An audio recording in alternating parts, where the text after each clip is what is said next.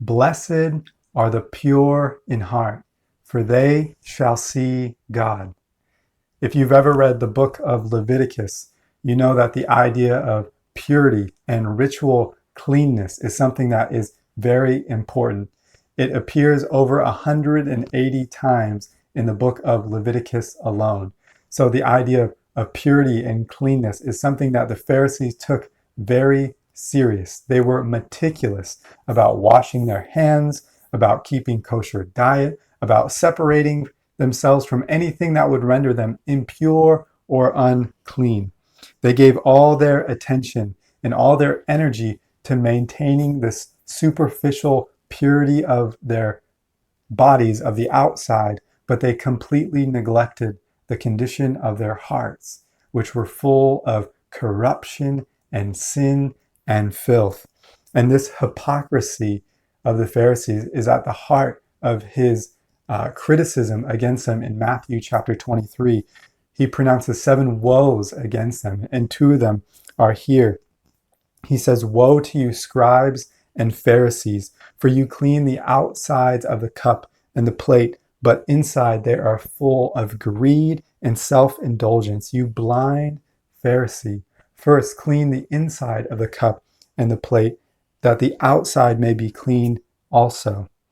He says again in verse 27, "Woe to you, scribes and Pharisees, for you are like whitewashed tombs, for outwardly, which outwardly appear beautiful, but within are full of dead people's bones and all uncleanness. So you also outwardly appear righteous to others, but within you are full of hypocrisy and lawlessness." So in the midst of a culture that is meticulous about the external performance of the commandment, Jesus comes trumpeting that it's the purity of the heart, the purity of the inside, which God is most concerned about.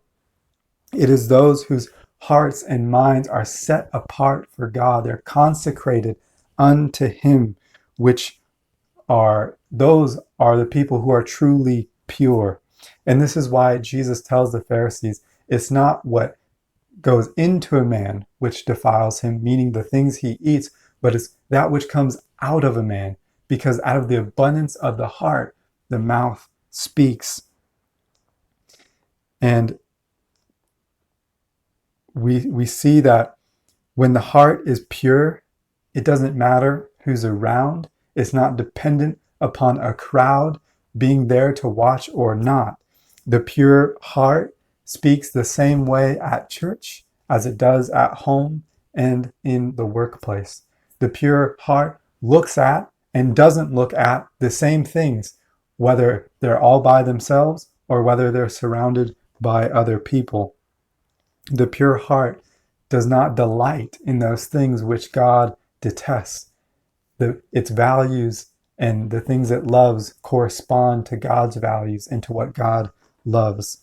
And this does not mean that the pure heart is perfect. It just means that it's open and honest and seeking after God. All of us have sin that abides in us and that we are deal with our own corruption. But the pure heart doesn't seek to put up a facade and to maintain an outward image of righteousness before others while there's hypocrisy and sin within.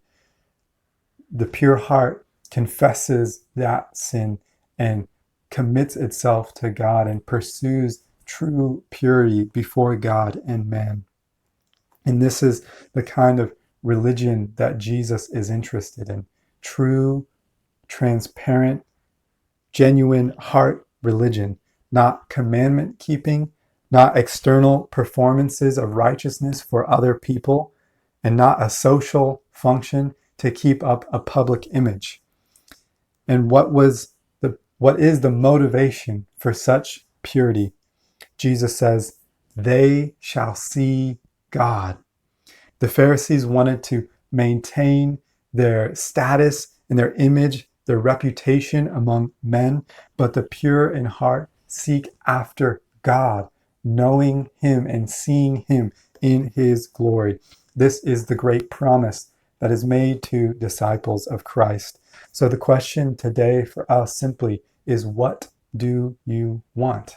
Do you want to see God, or do you want to indulge the flesh in the fleeting passions of sin? Jesus says, what does it profit a man if he gains the whole world but loses his soul? And King Solomon spent most of his life doing just that.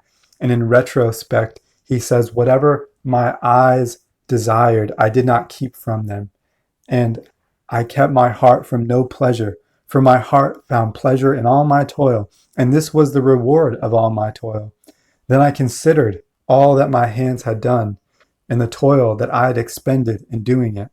And behold, all was vanity and striving after the wind, and there was nothing to be gained under the sun. And the world might offer pleasure for a moment, but it won't last. And at some point, you will come to the same realization that Solomon did, that it's all vain and striving after the wind. And the reason that the world can't offer lasting pleasure is because you were not created to be satisfied by the world. You are a creature and you have a creator, and you were created for him, to be in relationship with him, to see God and to know God.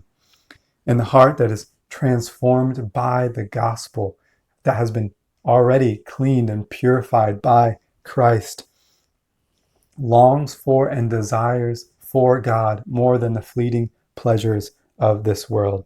And it's not to earn something before God. It's not to show ourselves worthy of God, but rather it's because he is worthy.